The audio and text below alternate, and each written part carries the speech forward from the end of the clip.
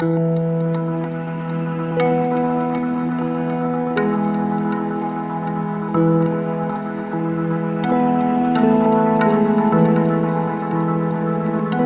there, this is Mike, and you're listening to Feeling Twisty. I'm really glad you're here.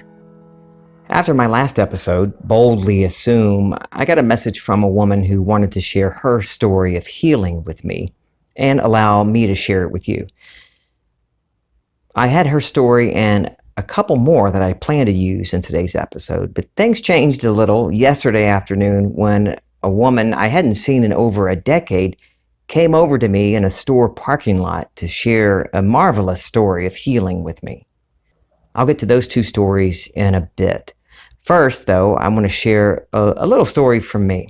This was last Thursday, the day before Good Friday. My son, my 20-year-old son, Caius, sent me a text asking me to check his room for his wallet. He didn't have his wallet on him. So I checked his room. And in and around his bed, under his bed, in his clean and dirty laundry, no wallet. I told him not to worry, though, that it will turn up. As soon as I sent him that text, I imagined him calling me and telling me that he found his wallet.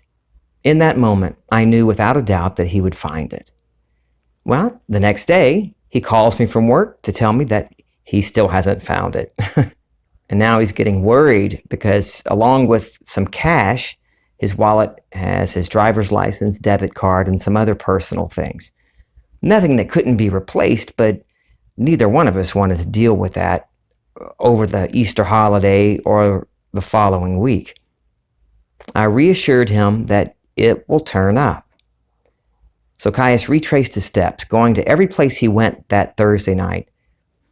The following day, Saturday, he's tearing up our apartment, trying to find the wallet, huffing and puffing and cursing a few times. I finally told him, Caius, I'm telling you, you have your wallet. I heard you tell me you found it. Now he knows what I mean by that, and he didn't argue with me. He just said, okay. And then I heard him mumble something under his breath. Every time he would complain to me about not being able to find the wallet, I'd remind him of what I had heard. Eventually, though, I stopped responding to him altogether because I knew he would have it. I'd already heard him tell me that he found his wallet. Later that morning, Saturday morning, his nerves had gotten the better of him, and he called the bank and canceled his debit card and told the woman on the phone that he'd be in the bank branch on Monday to completely close out his account and open a new one. When he told me that, I told him that I understand why he did it, even though I know he didn't need to. Well, later that same day, around 7:30 Saturday night, Caius sent me a text. Call me real quick. I did, and he tells me what I had heard him say 2 days before. I found my wallet. One of his friends walking through the front yard of the fraternity house happened to look down and saw the wallet lying there in the grass. Now, he has his wallet back. Everything was still in there, his money, his license and debit card. Nothing lost. Well, now Caius is waiting for his new debit card. The one he has in his wallet is now no good because he canceled it. And yeah, I told him I told you so. The next story comes from Graciela Abraham. In her message to me, she said, in August 2018, I discovered a hardness in my breast. It was the size of a tennis ball, and I was afraid. I went straight to the doctor to have it examined, and he told me that it was a massive tumor, and it had to be removed immediately. She goes on to say, I sought a second opinion, but that doctor said the same thing. The tumor was far too large and had to be taken out as soon as possible. I thought about this and decided I really did not want surgery, and this is what I did. I love the boldness in what she did next. She says, I took the medical documents and diagnosis papers and put them all in a drawer so I couldn't see them. My doctor prescribed pre-op medication, but I didn't take them. Whenever my mother or any friend asked me about the tumor, the only thing I would say was, I don't want to talk about it. I didn't want to entertain any conversation about the tumor. I did this so well that family and friends stopped asking me about it. After a month, the tumor had completely disappeared. Now, in her letter, she tells me that she didn't do any imaginal work for the healing. She means no specific technique for the tumor. We are all imagination or consciousness, so everything we do is led by an imaginal act. Consciousness always leads. The physical follows. The physical, what happens in this physical world, is just a shadow of what we are already being in consciousness. She didn't work on a scene or do affirmations or anything that a lot of us, at one point or another, get all caught up in and worried about doing the scene properly or saying the right affirmations if that floats your boat. We think we need to do something that someone else tells us to perfectly to get what we want in life. But she knew she didn't. She just refused to give it attention. She knew what she wanted, and the tumor in her breast and surgery and anything else that might turn up because of that tumor was not part of what she wanted for her life. So she chose to stop imagining she had the tumor. And instead of allowing herself to talk to her family and friends about it, she shut down any conversation, a complete refusal to give any substance to the diagnosis. Neville says, and I know this, that consciousness is the only reality. I will experience in my world only what I allow in consciousness. My third story is from a woman I haven't seen in nearly 15 years. We used to attend the same church. This was yesterday afternoon. I was walking back to my car in a store's parking lot when I saw a woman walking quickly up to me, telling me hi. I didn't recognize her at first, but she told me her name and clarified how I knew her, and my memories, a little bit, came back. I kind of remembered where I knew her from. The conversation started as most of those type conversations do. How have you been? How's your family? That kind of thing. I was slightly or partially engaged in the chit-chat while I was still thinking about the two 20-pound bags of ice that I had just bought, probably beginning to melt in the backseat of my Explorer, until she said, I nearly died from cancer 4 years ago. Well, that grabbed my attention and brought me back to the moment. Tell me more, I said. She didn't give me a long, drawn-out story about how it all started. You know, we like to tell the background to people. Like, before I tell you this, let me tell you all of these other things so you understand where I'm coming from. She just went straight to the juicy bits of her story. Where she picked up the story, she was end stage 4 terminal cancer on her deathbed at the hospital. Doctors even had her on morphine, hoping to give her some comfort as she neared her end here. She said throughout her treatment, and as the prognosis got ever dimmer, she continued to insist that she would be healed, and she continued that insistence on her deathbed. She told me that she was okay with leaving, with dying. She didn't have a problem with it. She wasn't afraid. But she'd rather not do it right now. She wanted to spend more time with her son. So, even on that bed in the hospital with the morphine dripping into her veins, she continued to insist that the cancer would not kill her. Her son was so convinced that he would tell doctors, nurses, anyone he could find at the hospital that they were wrong.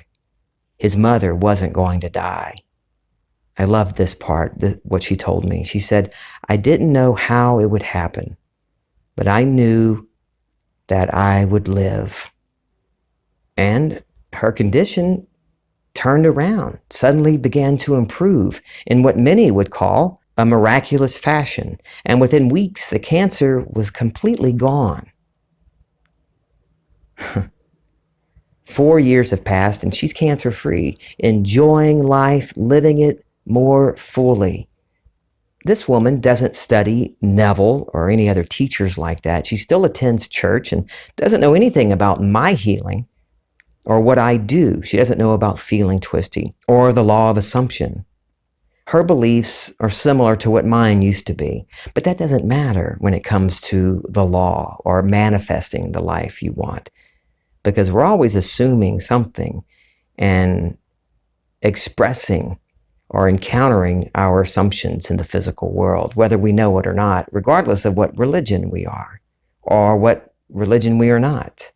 The Bible says, whatever you desire when you pray, believe you have received it and you will receive it. The Bible's not saying that whatever you desire, you'll get it if you're Baptist or Catholic or Methodist. It doesn't say anything about a religion.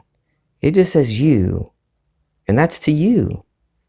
The only condition is that you get on with believing to the point of knowing that you have it. That's it. Nothing about your past matters, nothing about diagnoses, nothing about your family traditions or your society or your government or the price of gasoline at the pump or your education.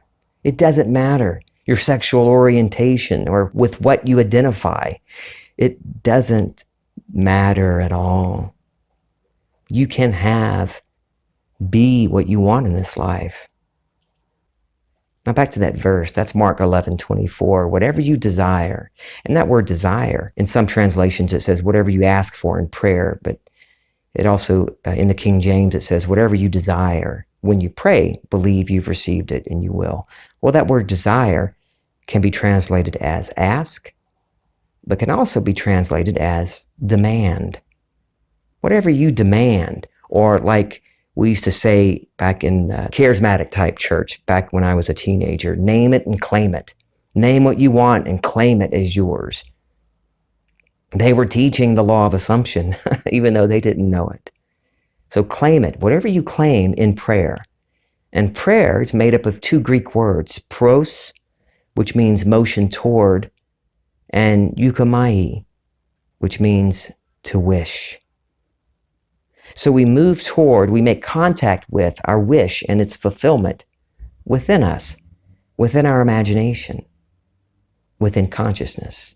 We go on from that point, believing to the point of knowing that we have what we previously sought, and it will show up in our physical experience as evidence of our imaginal movement. What I experience in my physical world, in my life, is not something I see as a battle or as a problem. I see everything that I encounter as evidence or the reflection of what I'm imagining. I may be trying to fool myself. Like, I'm thinking this, I'm imagining this. Well, I take a look around my life. There's the evidence. There's the evidence that proves to me what I'm actually imagining. This woman in this last story doesn't believe like I do or like you do, possibly, but she is operating the law as Neville teaches it. When we move in imagination into the state of our wish fulfilled, we're praying. And prayer isn't done on our knees to some outside being. It's emotion within. It's our imagination. When I am imagining, I'm praying. And I'm never not imagining. I'm constantly moving in imagination or consciousness. I cannot get away from it. I cannot escape God because God is all things. Consciousness is all things. All things exist in it, and nothing can exist apart from it. Now, my little wallet story doesn't really compare to the two stories of healing, right? But there is a common thread. Each one of us in these stories refused to accept the facts as they were presented to us. In imagination, I heard my son tell me his wallet was recovered, and I refused to waver.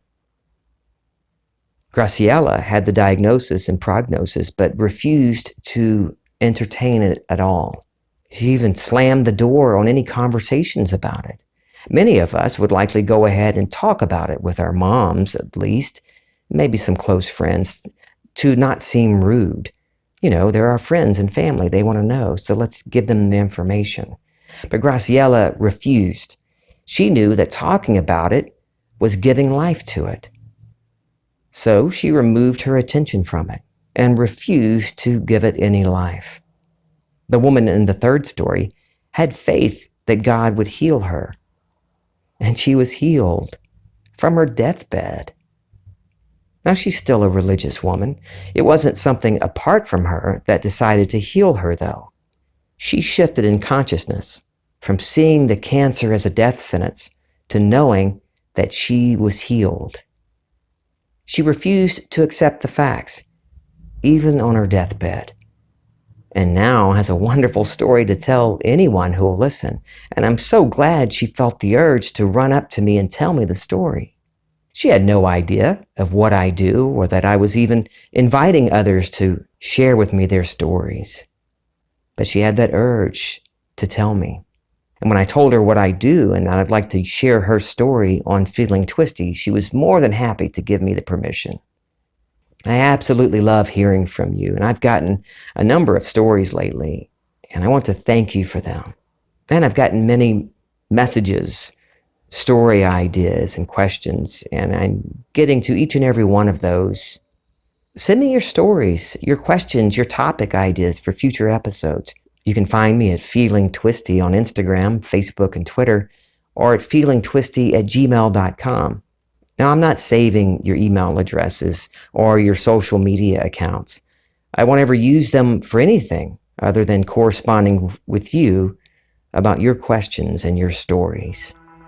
I love you. I'm Feeling Twisty.